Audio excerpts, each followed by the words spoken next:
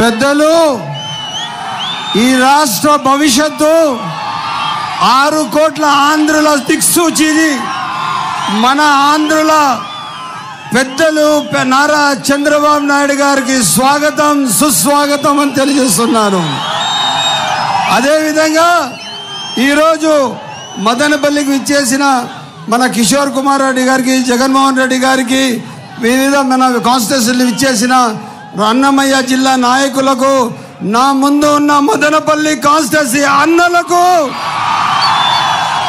అక్కలకు, తమ్ముళ్లకు, ప్రతి ఒక్కరికి నా పేరు పేరున నమస్కారాలు.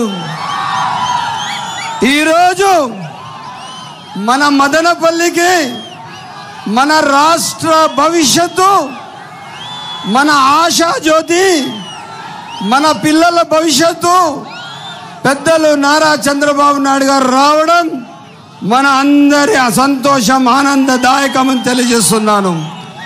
మీకు చెప్తున్నాను, 2019 నుంచి 24 వరకు ఈ వైఎస్ఆర్ పార్టీ అరాచకమైన పరిపాలనకు ఈరోజు స్వస్తి పలుకుతున్నామని తెలియజేస్తున్నాను.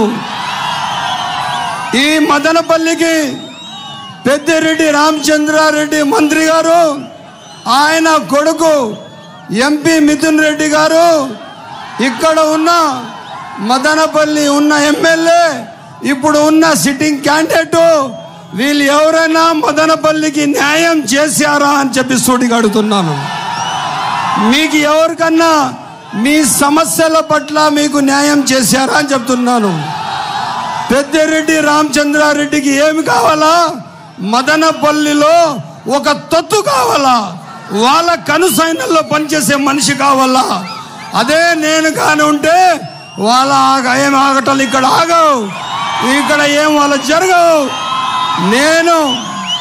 నేను మదనపల్లి కాన్స్టిట్యున్సీ ప్రజల కోసం పనిచేశాను.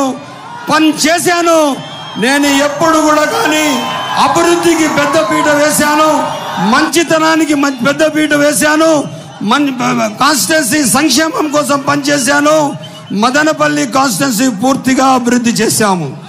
మీకు తెలుసో లేదో, మదనపల్లి సమ్మర్ స్టోరేజ్ ట్యాంకులు దాదాపు 400 కోట్లతో పెద్దలు మన కాబోయే ముఖ్యమంత్రి నారా చంద్రబాబు నాయుడు గారు పూర్తి చేస్తే 5 కోట్ల రూపాయలతో తూములు కట్టించుకోలేని దద్దమ్మలు వైఎస్ఆర్ పార్టీ వాళ్ళు.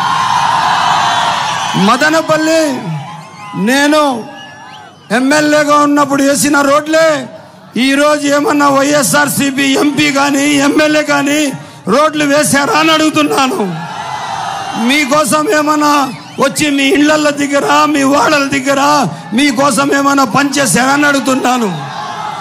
నేను రాష్ట్ర మైనారిటీలకు చెప్తున్నాను, మైనారిటీలు చాలా అభద్రతా భావంగా మాట్లాడుతున్నారు. మీరు గుర్తు పెట్టుకోండి, హైదరాబాద్లో ముస్లిం మైనారిటీల అల్లర్లు జరిగేవి. ఆ అల్లర్లు పూర్తి స్థాయిగా క్రమశిక్షణలో పెట్టింది ఆంధ్ర రాష్ట్ర ఉమ్మడి రాష్ట్ర ముఖ్యమంత్రి పెద్దలు నారా చంద్రబాబు నాయుడు గారిని తెలియజేస్తున్నాను.